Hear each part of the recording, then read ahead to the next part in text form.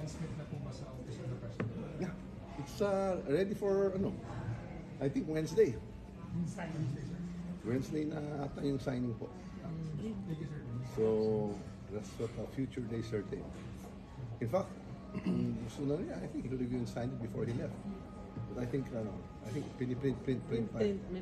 printing mga requirements, di ba? Ang daming kopya kailangan. But other than that, it's ready to go. Wednesday, sir. Yes, madam. Yes. So far, sir, wala na siyang question sa nilalaman ng budget. Okay na sa kanya. Sir, so no vetoes. No vetoes. We're not anticipating any. Sumusunod lang naman kami sa mga parameters, and we've been working closely naman with OP and all the departments.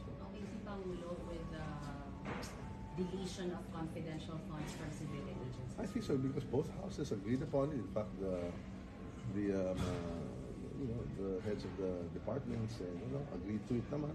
They voluntarily withdrew it.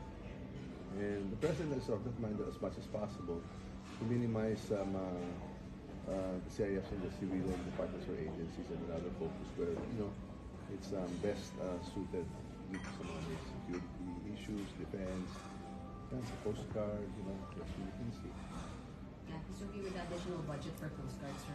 Yes. And, kanina, nasabi na kanina, di ba, may I'm sure some of you were there.